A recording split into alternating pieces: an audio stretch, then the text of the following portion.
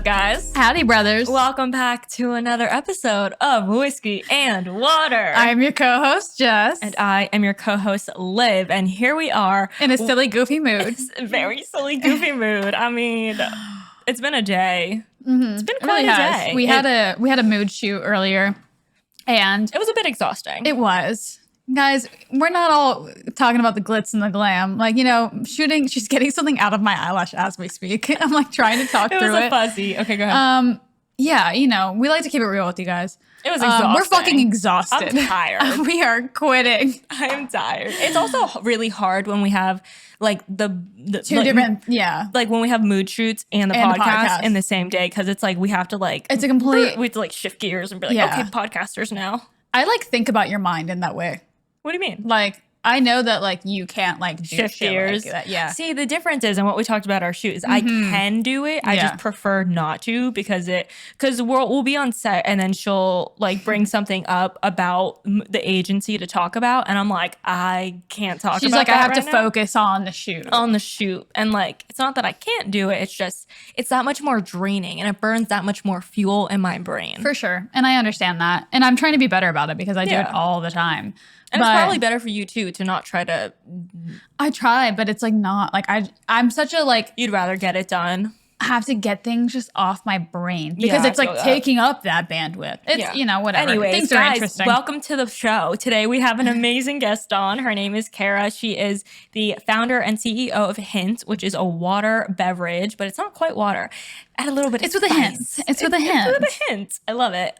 She also, humble flex, is Wall Street Journal bestseller of her book on Undaunted, which is about overcoming fears and doubts. And, you know, on Whiskey and Water, we are all about that. Yeah. You know, as an entrepreneur, that is what her book is about. She sent it to us with like a dope PR package with her sunscreen and her deodorant. I also have hand sanitizer. Like a bunch of hand sanitizer. Dog toy. Nugget loves his toy. Oh my God. His Hint toy. Where he loves it. I don't even know. But yeah, so we're so excited to read the book, and we have a great conversation with her and what her journey was like. I mean, it was really interesting hearing about like CNN and Apple. Like, it's crazy. So she started really incredible resume. Yeah. Like she was just like casually throwing out these like Fortune 500 companies. I was like, oh, okay. Well, yeah. We're in the presence of She greatness. started in tech, and then she ended up doing this and just completely runs this now. And it's so cool. And Hint has been around for 16 years. BT dubs. Yep. So badass shit. Yep.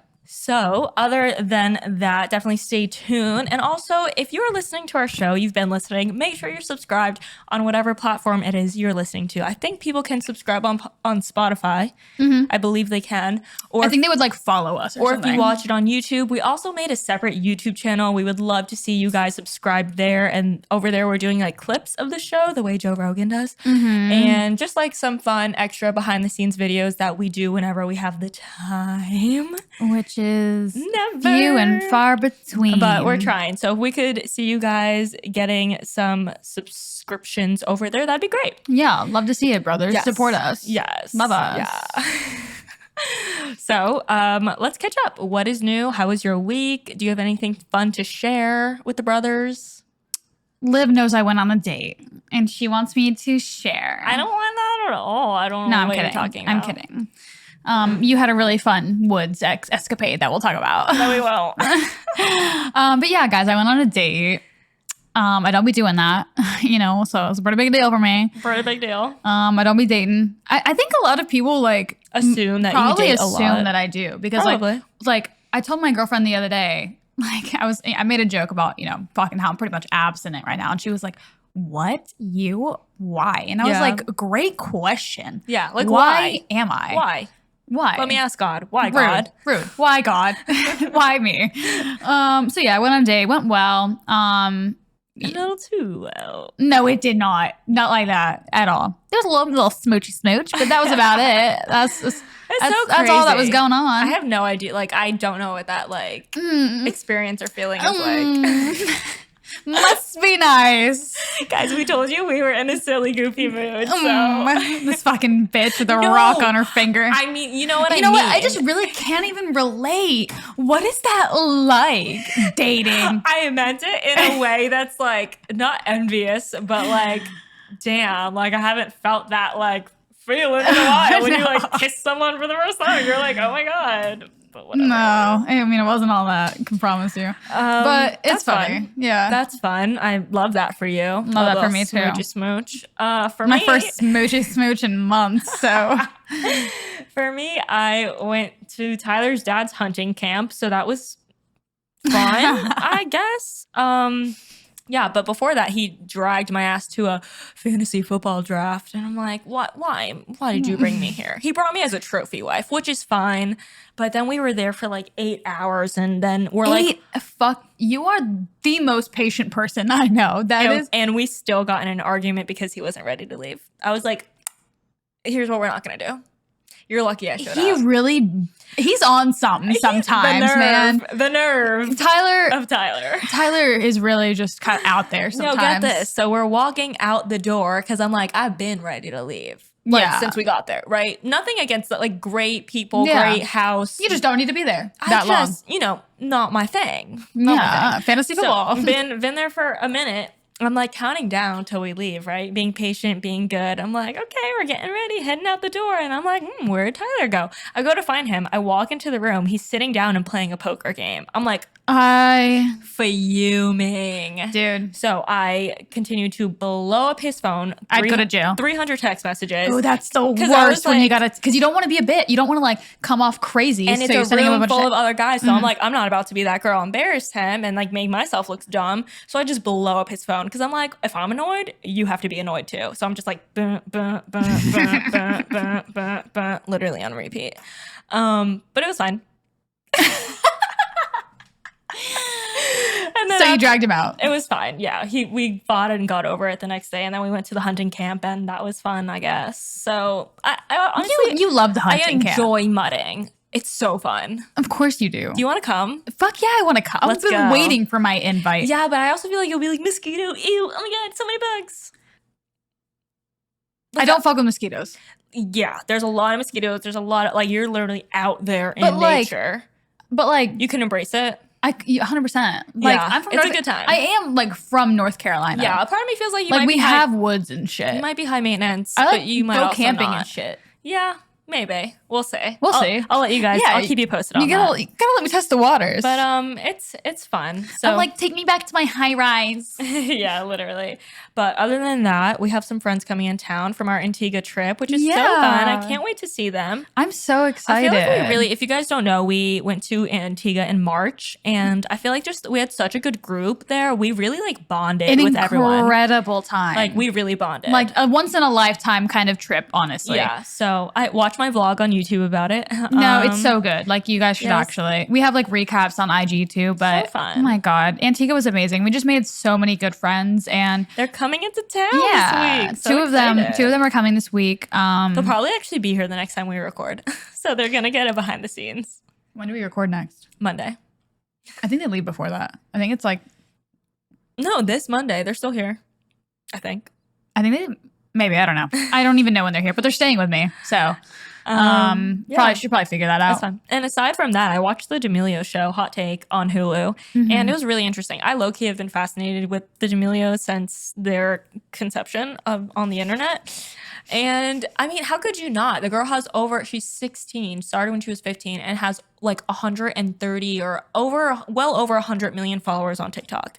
And the thing is, it is really fascinating. They went from being normal. Yeah. Like that's it's not like Justin Bieber where he like kind of like wanted to be a star. Yeah. And in the show, they talk a lot. Like Charlie is like, this happened by accident. I did not ask for this. She's like, I was posting on social media the way all my friends were posting on social media, and I just so happened to blow up. Isn't that crazy? It is wild. So because it's like, and how crazy is it that like a platform like TikTok can make someone into what they, I mean, Addison Rae just did a fucking movie, dude.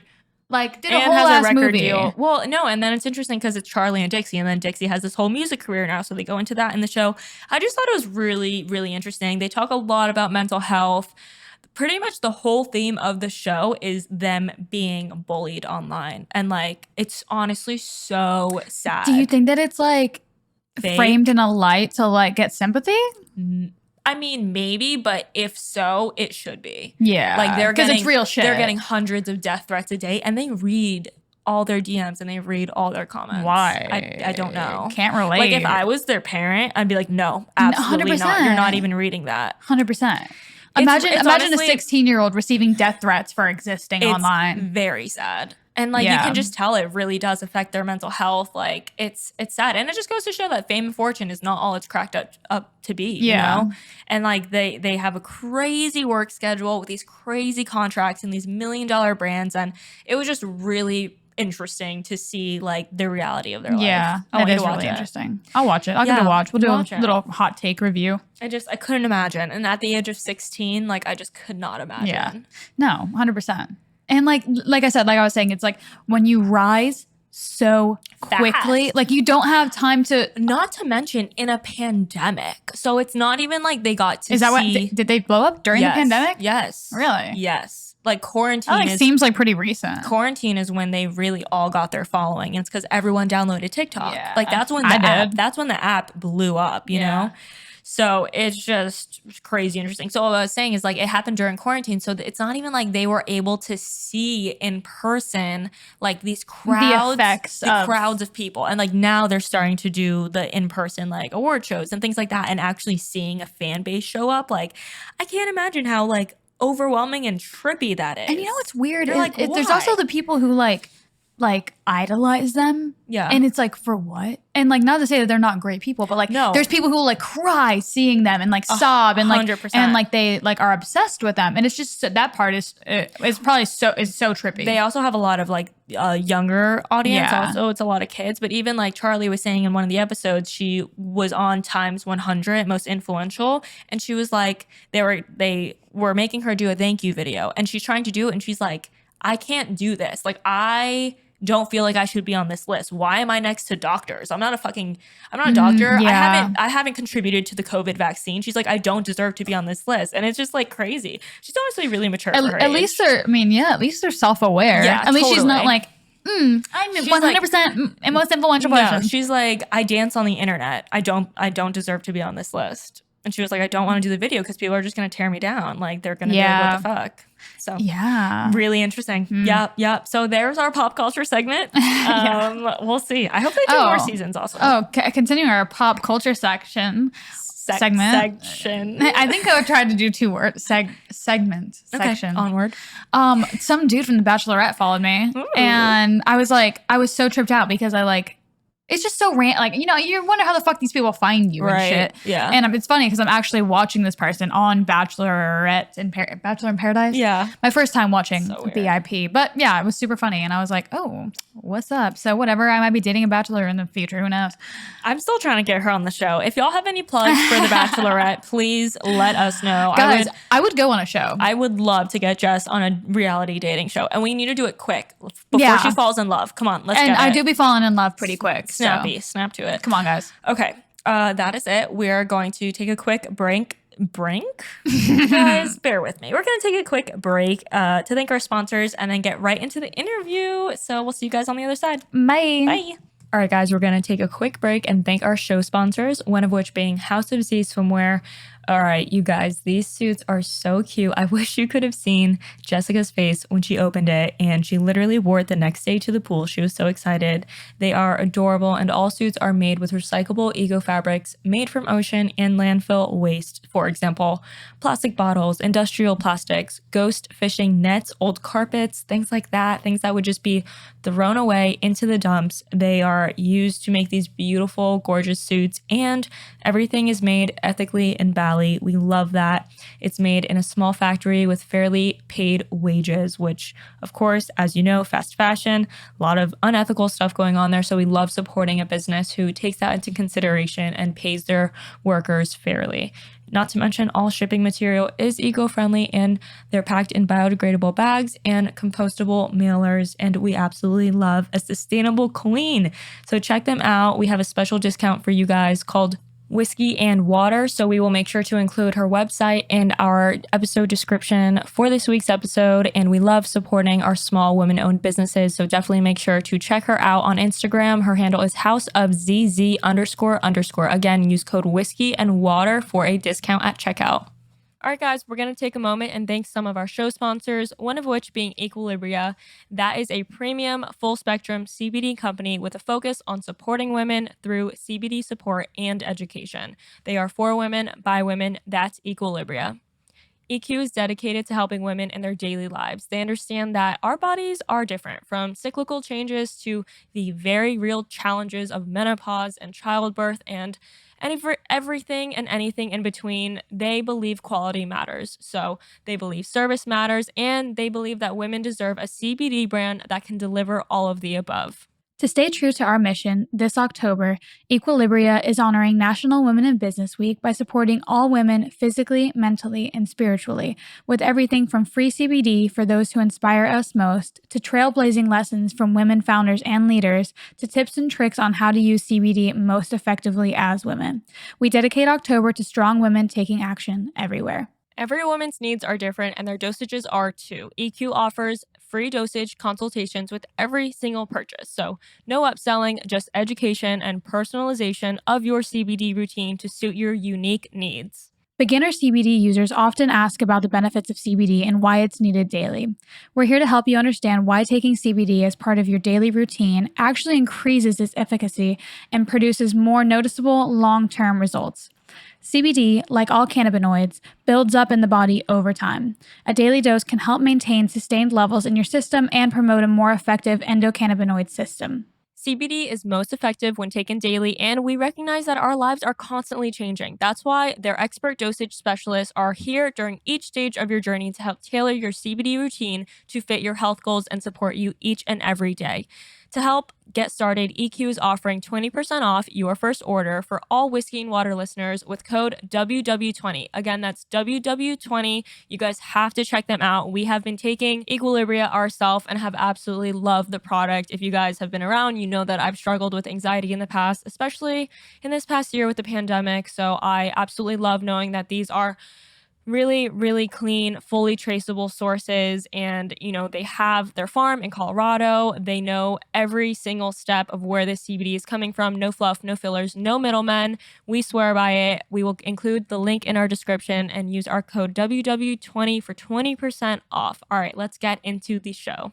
All right, guys, we're on with Kara Goldin. Thank you so much for joining us today. We're so excited to have you on. You look amazing in your beautiful office with your neon sign in the back. We were so jealous. Mm-hmm. For people who don't already know you and follow your journey, can you tell them a little bit about yourself and what you do? Yeah. So, thank you for the nice introduction. I'm the founder and CEO of Hint, which is best known for our water product, our still water product. I have the apple love it. right here. Yeah. And the crisp apple. And I started the company in order to get myself to drink water that tasted better, because I found plain water boring. And so I had been drinking diet soda, Diet Coke in particular, for years, never really knowing what I was kind of drinking, never questioning it, frankly. But it was at this moment when I decided I wanted to get myself healthy. I wanted to lose some weight. My skin had gotten really bad. I never sort of equated that with what I was putting into my body. But it was at that moment when I just thought, I need to start drinking more water. And I knew that, but it was a chore for me. So I started slicing up fruit, throwing it in water. And then I thought, there needs to be a product like this out there that doesn't have all these sweeteners, whether that's sugar or stevia or any of the other stuff that's out Garbage. There that's sweetening drinks. And frankly, I didn't discover it until I kind of tested my theory about my diet soda like 16 years ago, a long time ago.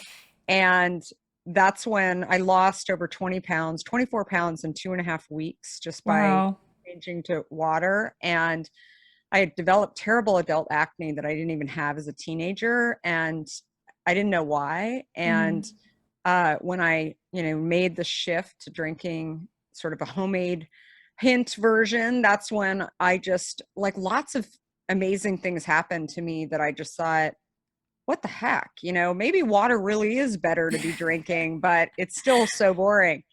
So that's when I thought, I'm going to go launch my product at at this brand new store called Whole Foods that had just opened in San Francisco where I live. And I was like, this is the kind of store that would carry this product. And fast forward 16 years, we're now the largest independent non-alcoholic beverage in the country that doesn't have a relationship with Coke, Pepsi, or Dr. Pepper Snapple. Nice. Wow, that's huge. I had no idea it's been around for 16 years. Amazing. And it always started as Hint from the beginning, or did you guys rebrand? No, I mean, it always started as Hint. And, It's funny because people have asked me over the years, did you always want to be a beverage executive? No. Like, if you talk to any of my friends, I mean, they're still to this day, the girl who drank so much Diet Coke around us, I was that girl. Like, I was constantly just pounding my Diet Cokes, and never Diet Pepsi. It was always Diet Coke. And it was just, I started out actually in media. I was a writer, and I wanted to, I started out actually a Time magazine, and then was recruited out of there to go to this late stage startup called CNN. And, my goodness. it was just crazy. I was working in New York. There was this crazy guy named Ted Turner that was running around the office. One day we thought he was, totally visionary and unbelievable. And the next day we're like, he's crazy. And I don't know if this thing is going to work. And then, it wasn't until actually the leader of Iraq learned that their country was being bombed by watching CNN. And that's what put CNN on the map. That CNN was like, he was the one that was saying everyone needs a 24-hour news program. But there were plenty of doubters and, people who didn't believe that you actually could take on the big networks like ABC and NBC. So working there at that time and sort of, kind of living through that, again, you don't know you're in it until, there's times when you're just like, looking back on history, it was pretty cool. And anyway, then went on to work for a tiny little startup in Silicon Valley when I moved to San Francisco that was a spin out of Steve Jobs' idea that was incubated at Apple. I just thought Steve Jobs was really cool because he had come up with the Apple computers, and they had a cute little Apple on there. I had one in college. All my friends had, these other computers, but I was like, oh, Apple's, it's like a couple $100 more, but it's so darn cute. And, it just like, they just visually look better, and I just liked it. And so I just thought, one day I'm going to meet Steve Jobs and talk to him about how he knew about design and how he because it was so different and so unique from anything else that was out there. Anyway, so long-winded story, but ended up working in that tiny little startup that gets acquired by a, kind of another later stage startup, kind of about the same size as CNN at the time, that was called America Online. And all my friends were calling it American Online. What is it? Like, what? I'm like, don't worry about it. Like, it's this really cool thing that you could chat. You could go online and chat. AOL Messenger. And so it was like, that's so cool. Yeah. And so being at these companies where, there were these incredible, somewhat crazy visionary founders and CEOs that were running around. I share with people all the time that, it's having the founder energy inside of a company. It's just, they all live with doubts and doubters. Of course, we've all heard about, Steve Jobs and how, at times lonely he was. He also came off as being a jerk sometimes, right? Because it's when people don't get what you're talking about, after a while, it's just annoying, right? You get to this point where you're just like, you either believe or you don't believe. Right. And, and what you have to do is just keep marching forward and, and keep figuring out how to get people to understand, but also understand that there's some people who will never get it. And you have to just keep walking. So there was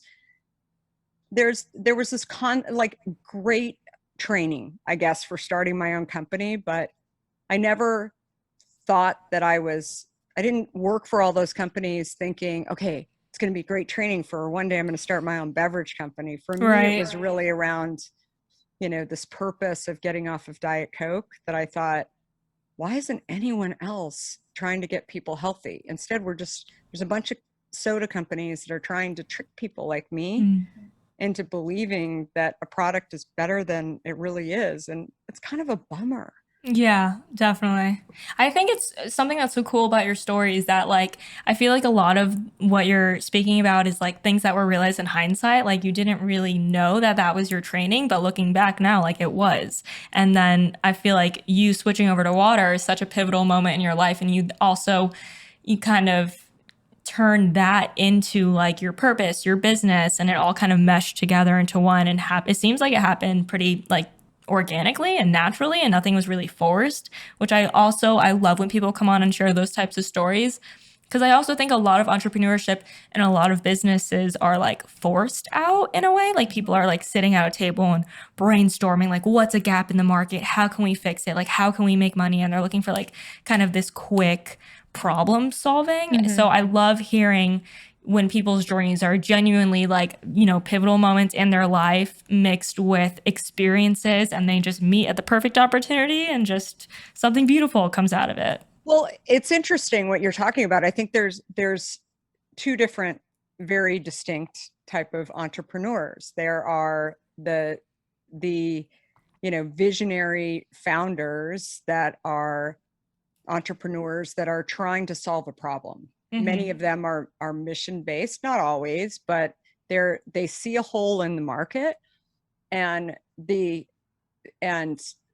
like me, they felt like if they didn't actually go and develop their company, no one else would. And they had all these clues along the way. Like, for me, running into a soda executive who said, had many years of experience and said my idea was stupid. I mean, many people have said along the way, yeah, but he had so much experience. He's, with a multi-billion-dollar company, and he's telling you that your idea is stupid. Why didn't you listen? And I think that the only thing that I kept thinking was that he kept telling me that the customer really wants sweeter things. And I kept thinking, I don't want sweeter things. And I was drinking your drink for years. Right. You're like, I am the customer. I'm the customer. And so you're wrong. I mean, there were little signs coming out of his mouth saying to me that, dude, you're wrong. I mean, you're just, you might be a nice guy, but you're just not credible at the moment. And what you're saying. And so why should I listen to you? And so I think there's the hole in the market. They're doing it because they see that there's this gap. Then I think there's another entrepreneur that really goes after they see, some racehorse out there, and they're like, I can go compete with him, or I'm going to go take some of his share. Sure. And it's possible to do that. I'm not saying that you can't build a big company. I personally, though, am not. That to me feels like cheating a little. It's not necessarily, but to me, I think there are very few founders that can kind of do both, that can kind of be the same type of founders. Like, typically a founder who does kind of what I do will go and do it again, maybe, and and go do something. They saw another hole. They're used to seeing the holes in the market, I guess is what I'm trying to say. Yeah. But there's other people that go and do it the other way. I think that it really speaks to kind of the fundamentals of scaling, as I say to entrepreneurs too, that ideas are a dime a dozen. Unless you can actually hire the right people to support you, raise the right kind of capital if you need capital, really develop the right relationships in order to get your product out there, your product is nothing. I mean, your company will be nothing. And I think that that's the thing that I want people to understand when they're thinking about starting a company too, is that there's more to it than just the idea. There's more to it than just like protecting your idea and thinking like, oh gosh, I better not tell anybody about it. Like you have to be able to execute and scale on it. And that's the hard part. There's a lot of roadkill along the way, sadly. Great ideas out there of people who can't do it. And if you think that you have an idea and you're going to flip it in a couple of years, good luck, because that's not what happens. I mean, over and over and over again, there's so many companies that had that idea and they run out of money, or had that idea and they're still sitting here years and years later, building on the idea. Right. I want to, if we could take a moment, circle back to something you said about, I love how you ran into the entrepreneur and he was like, supposedly this, someone who you would think would be a mentor towards you or anyone looking to get into the industry. And I think it's really hard being, young or new to anything and knowing what advice to listen to and what is true guidance and mentorship, and people like, obviously people who have your best intention in mind, but like, how do you decipher what to listen to and what to ignore? Like if someone's saying, hey, I don't know if this is a great idea, is that them like, being your bumpers in a bowling lane, or is that them just doubting you and not believing in you? Like, how do you try to decipher the two? Yeah, great question. Yeah. I mean, I think that the challenge is that, I always listen to everybody, but I think it's trying to figure out what you take from those conversations. And, and as I've said to many entrepreneurs over the years, only whether or not you can build this company, start this company,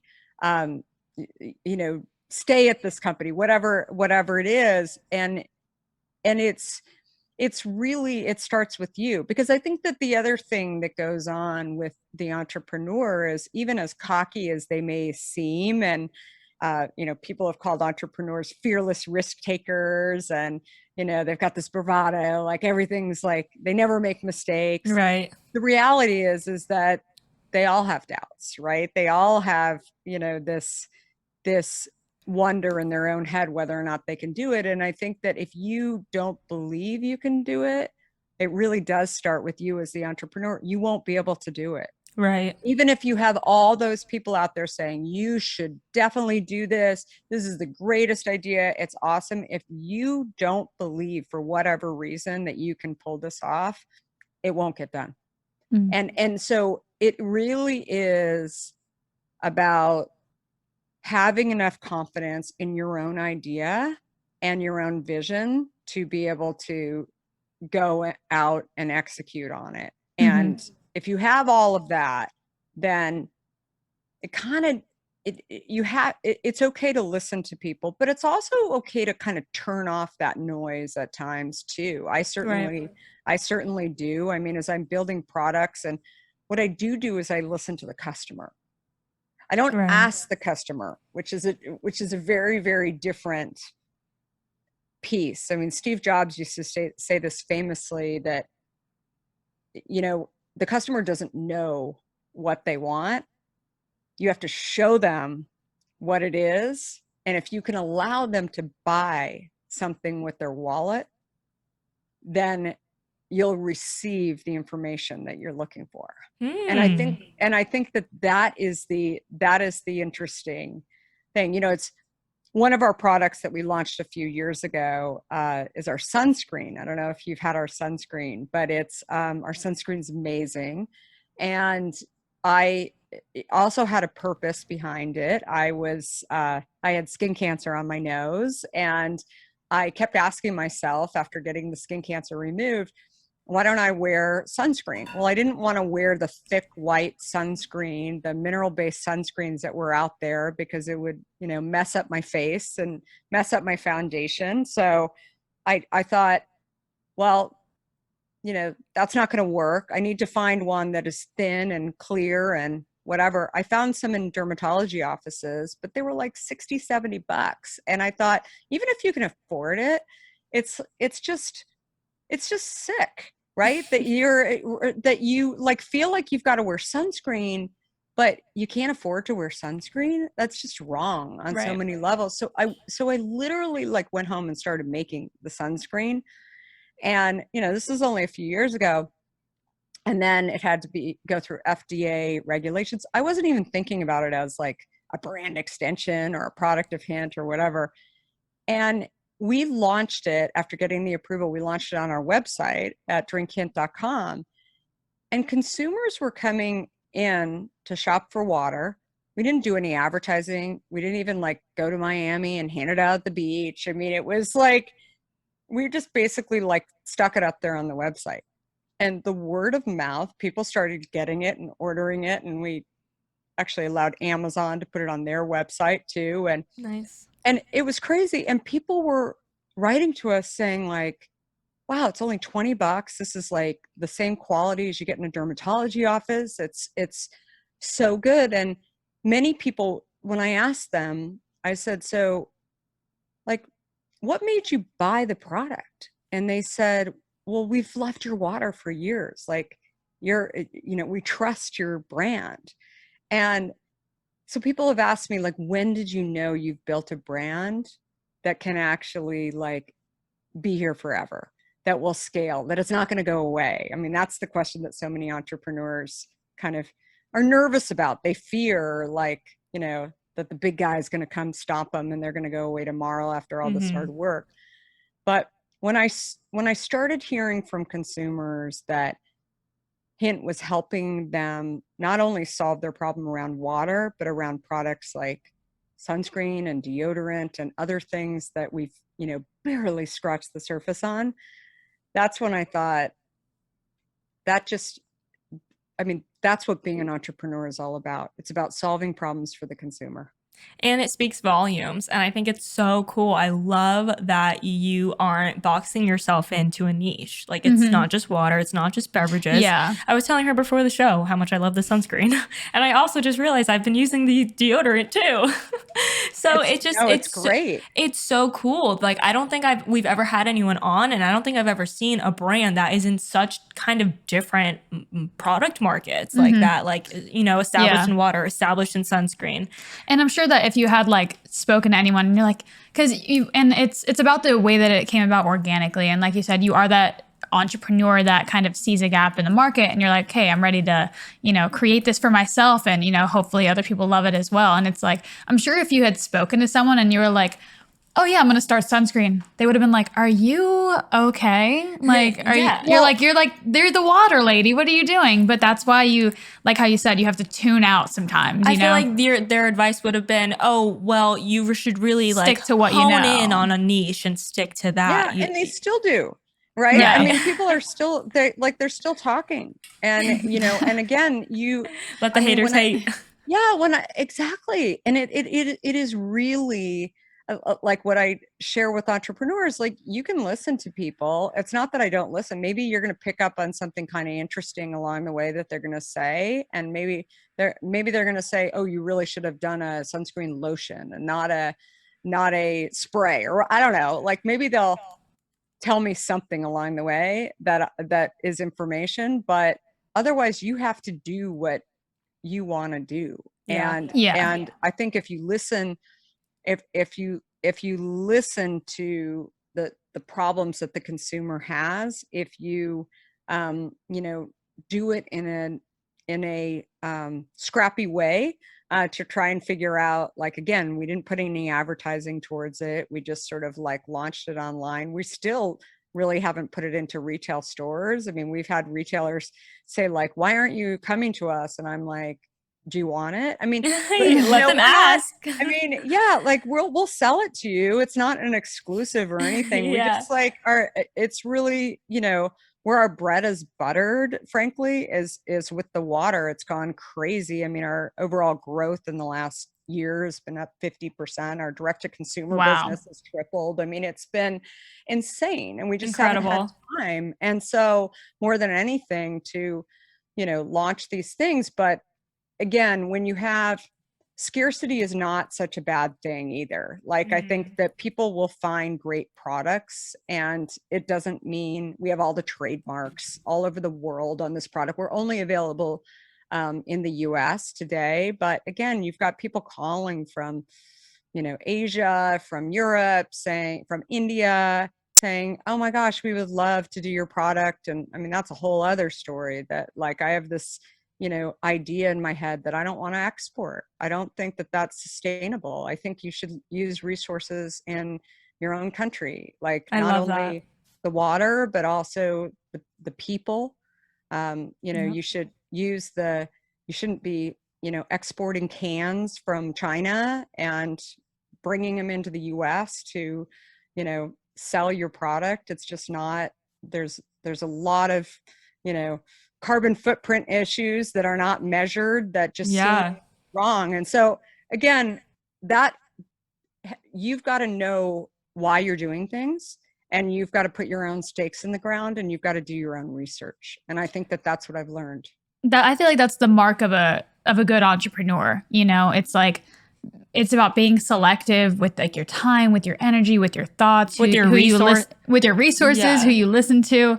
And I'm really just interested in like being such a strong female presence and founder and entrepreneur. I'm curious as to like, if you feel like you've encountered any other sort of like additional, hurdles, doubters, and like particularly the conversation that you had with the soda CEO and having them, tell you, oh, that's a bad idea. Like my first thought was like, would you tell a man that was a bad idea? Because you know what I mean? So I'm curious just what your experience has been with that. Yeah, well, it wasn't the CEO of Coca-Cola, but it was somebody pretty senior up there. But he was some loser. Yeah.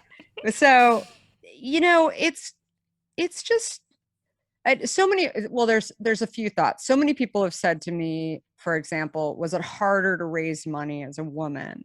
And also, I was a mother. I mean, I had 4 kids under the age of. I had 4 kids under the age of 6 at the time. I mean, it was insane. Yeah. And, wow. My God. And, like really, really annoying. Here, I'll tell you like a super quick story, and then we'll go back to this. But I'll never forget.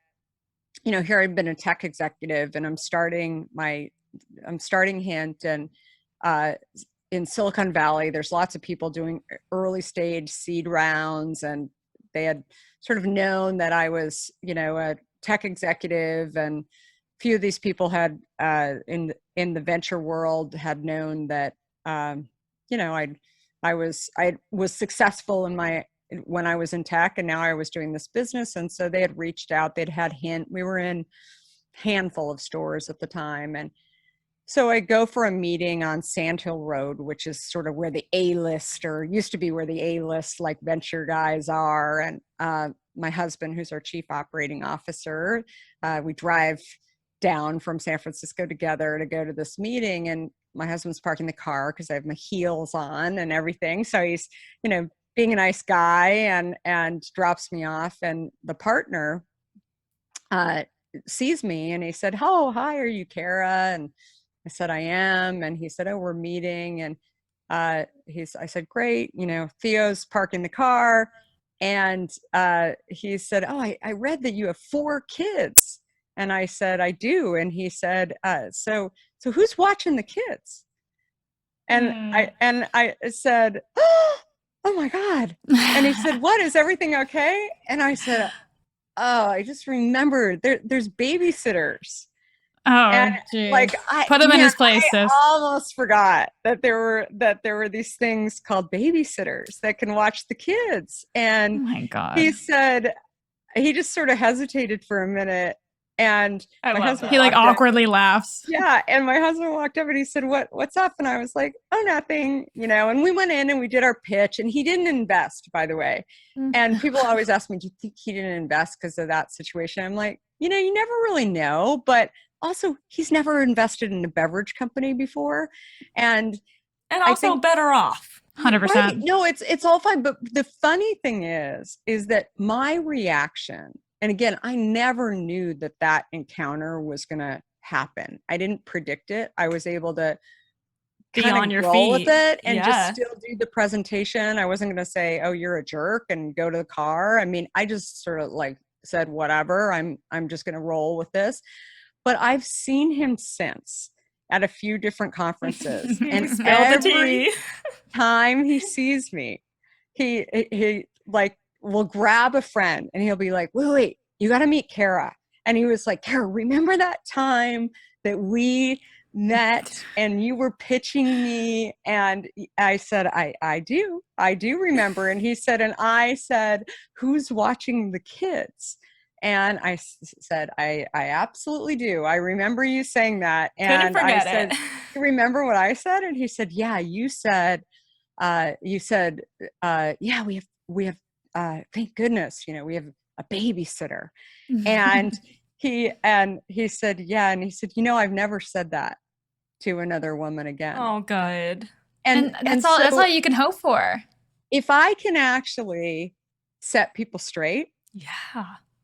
Right? Very calmly, but actually. And in a lighthearted way, right. It's not like you were stern or got mean or offended. In a lighthearted, like you kind of made a mockery of him. Like totally. Put him in his place. And he never said that to another female entrepreneur again. Doing God's work. Right? And he owned it. And I was like, whatever. I love that. Yeah, did I remember the story? You bet. But did I let it stop me? No. And I guess that's the thing that I think about a lot is that if you allow yourself to be stopped because of your gender, because of the way you look in any way or act or whatever, and you allow that to stop you from actually raising money, being an entrepreneur, whatever, it's your choice. And did I have to go and knock on more doors, deal with irritating people that would make just like, asinine comments that were, totally off the wall that they would not have said, in my opinion, to a dude, right? But that wasn't going to stop me. And the only thing that you can control is how you act. 100%. I love that. I thank you for sharing that story. That's so great. And that's like, the sad truth of being a woman in this world and in a man's world is just like when we ask these questions to the guests we have on, it's like, everyone has a story. Mm-hmm. And it's unfortunate, but it's true. No one doesn't have a story. And it's just the reality that we're in right now. But at least he has a sense of humor about it. At least he owned up to it. At least he was like, I learned from it. Like, that's all you can ask for. Mm-hmm. That's incredible. I mean, I personally think it's my life's mission to put men in their place. It truly is. Do I do it with as much grace? No, potentially not. However, will they ever forget the encounter? Absolutely not. Never. Yeah, and that's all you can do. But where it kills me is when we allow ourselves to, you can have a few days, you can have some moments where it just eats you up. But if it stops you and forces you to not start a company or move forward in some way, like whatever, just like get out of it. Yeah, I mean, honestly, like you do have to have a very thick skin in this industry. You have to be able to receive these comments and just let them roll off your back. Because if not, and if you hold on to these types of things and you let them buckle you down, then you would have never made it to begin with. Unfortunately. Well, here's the other thing that I've learned, and throughout my journey is that often thinking back on those conversations that maybe were upsetting to me or rude or whatever, I often think about like, what if that guy was actually trying to figure out in his own life how to deal with being a dad and like deal with like maybe his wife, he couldn't really figure out, or she couldn't figure out because she did allow those messages to stop her from actually having kids and going and actually starting a career. And so his automatic reaction when he saw me was, how are you doing it? But I haven't been able to figure it out. Right. And I think that's the pain point that, when you can actually flip it and feel sorry for these people because they're actually dealing with their own junk. 100%. Yeah, I love that you said that. Yeah, just having grace with other people too, no matter how offensive their comments may come off, just understanding that everyone's just trying to figure it out, you know, and doing their best. And, like when people like operate from a place of like, that from a place that's not of like grace, when they're, making rude comments, or if they're being mean or whatever it may be, like they're only doing that because that's how they feel about themselves. You know what I mean? So totally.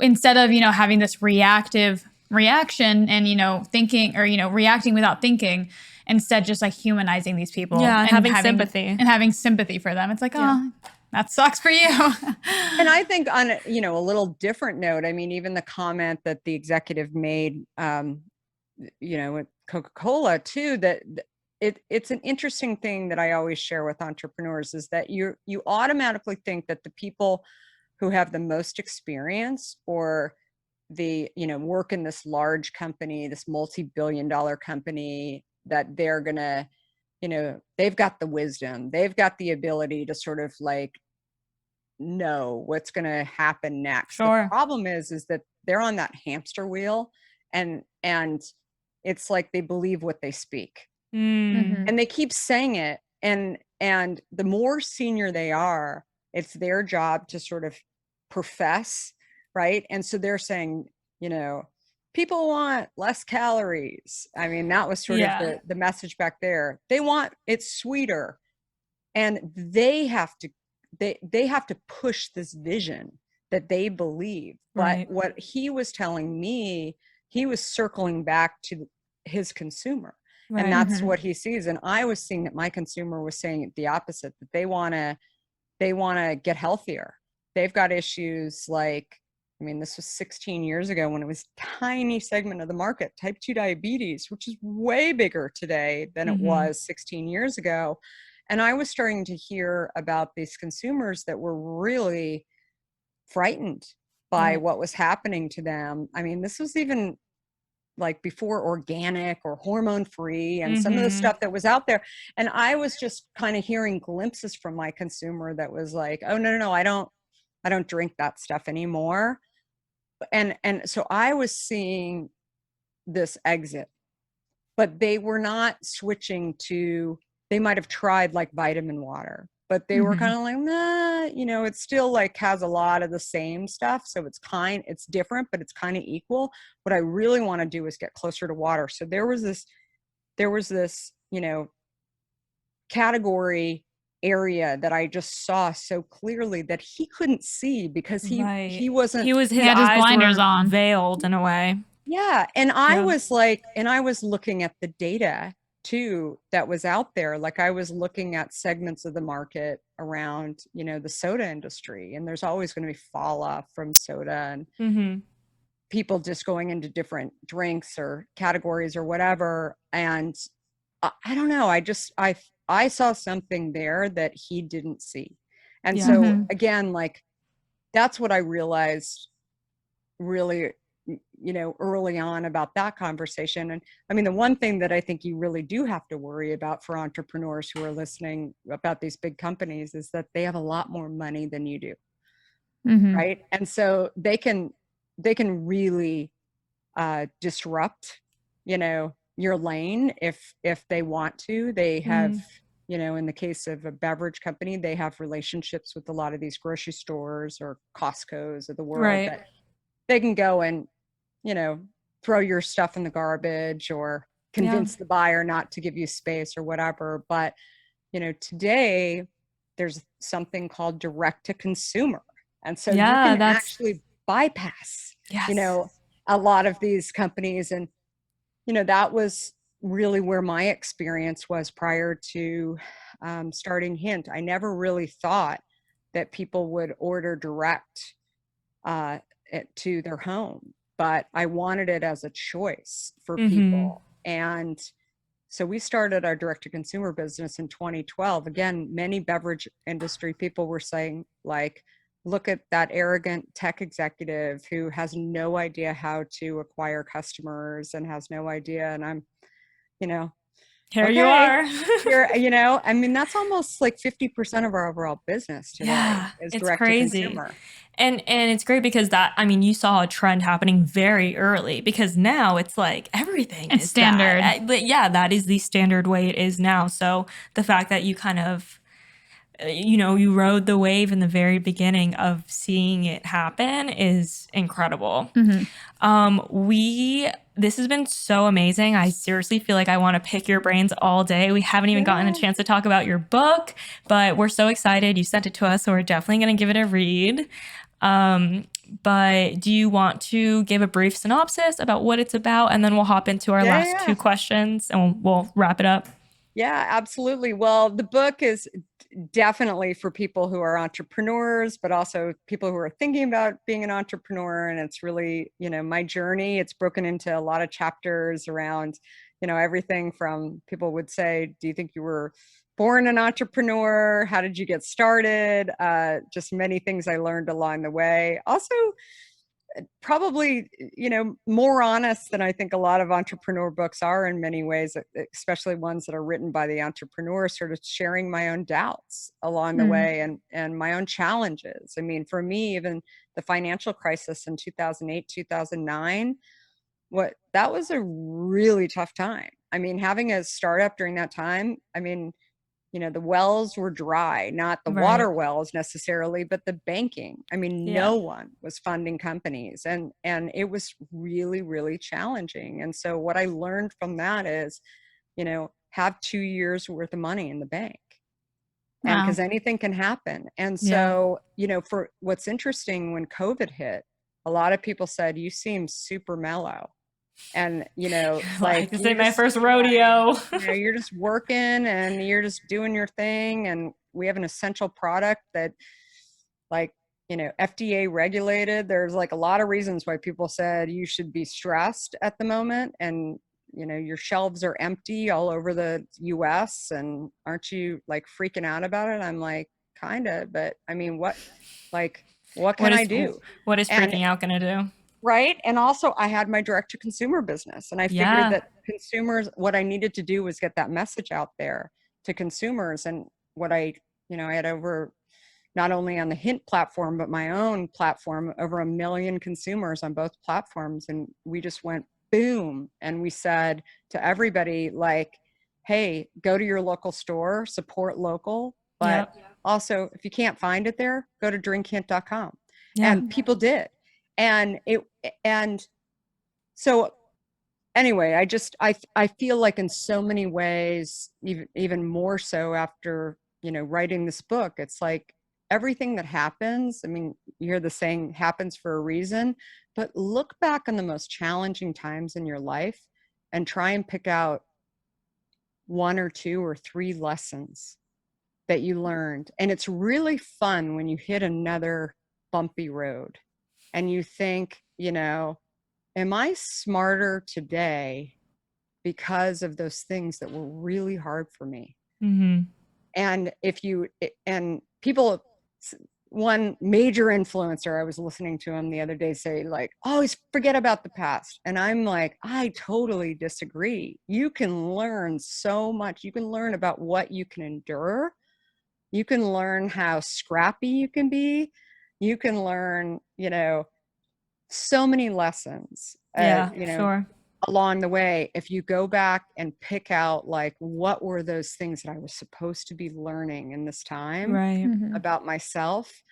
And so all those kind of things are wrapped up in the book, and hopefully you guys will get a chance to read it. Yes, absolutely. It's on Audible too. Okay. Oh, nice. Amazing. Yeah, that's so great. And we're definitely going to give it a read. Sounds like something absolutely right up our alley. Up our alley, and our whole audience, I'm sure, would love that. They're always asking us for book recommendations, so it's perfect. We'll make sure to include the link in our bio. We do have 2 quick questions, so you can answer them, as elaborate or as short as you want to, but we ask every guest these questions. Go ahead. The first one being, what is the best piece of advice that you've ever received? Oh, so many. I know. One, I would say, fly the plane as you're building it. Love that. It's like you're sitting here thinking about, I can't move until everything is figured out. I think that which sort of leads to the second thing is, complacency will kill you. If you stand still in so many situations, that's the worst thing. You can go slow. You can stop for a couple of days, but you have to figure out, how do I move forward, especially when things aren't looking great. So they kind of go hand in hand for me. Love. That feels very aligned for us right now. Okay, so the second question, sorry, is what is your best biz pro tip? Something practical, maybe like a organizational or not mindset, but like an app or tactical, an app you use, or time management, whatever. Time management. Those are just some examples, but anything you can think of that's like you best, like a life hack. Yeah. For business. A business life hack. Well, okay. Here's the one thing that I do. I often, especially for content, a lot of people are like, how do you have so much content? I turn on QuickTime on my computer when I'm doing a lot of interviews, and then I'm able to take sort of slices and dices from that QuickTime, and turn it into different pieces of content and do snaps of it. Okay, nice. So you record it. Yeah. And and it's so, it's just on your Mac. You just hit QuickTime, and some of it's good. Some of it isn't good. Yeah. I love that though. I know, but so many people have said to me, like, how do you develop so much content? And I said, it's, being able to just do that. And you take like 5 seconds for, TikTok, I've developed a whole, I didn't even start TikTok till a year ago. And now it's like, it's almost a couple 100,000 people now. Nice. And I know, it's crazy. And it's, and I think it's just what I've learned is if you focus and pay attention and ultimately understand who your audience is, who your customer is, if you're smart and you believe you can get things, you can get it. You just have to stop and focus and, hear others, but don't necessarily take all of their advice as, gospel. Your podcast, for example, everybody's like, these are the 5 lessons, grow your podcast. Yeah. It's like, you just have to really pay attention to it. And always my probably biggest kind of life lesson that I've learned is always be upping your game. Right. And even when you think that you're great, go figure out how you can be a little bit better. Not tomorrow necessarily, but, maybe you don't have, the right mic or whatever it is. Like start looking at other mics, start looking at whatever it is, where you like the quality, you like something about it, whatever it is, and trying to be better. And I think that the people that actually get complacent and think that they're the best, that they operate like a large company. Like they have a hard time actually ever getting better. If you're always improving yourself, always improving your company, always improving your game, that is what is the most important thing. Yes. And especially in this day and age where technology and social media is evolving so quickly, it's so like much. You have to keep up with it. So it like almost forces us to be better every day and to be learning new things every day. Love that. So I think it's a great way to wrap up the episode. Thank you so much for your time. Thank you. If people want to follow you in your journey, where can they find you at? Kara Goldin on pretty much every channel, and it's Goldin with an I. Amazing. Thanks so much for having us today. Out, brother? Yes, guys, if you like this episode, please take a screenshot, share it on your Instagram story, tag us, tag Kara, tag Hint, and we would love to see that you guys are listening, and we will see you next week. Bye, guys.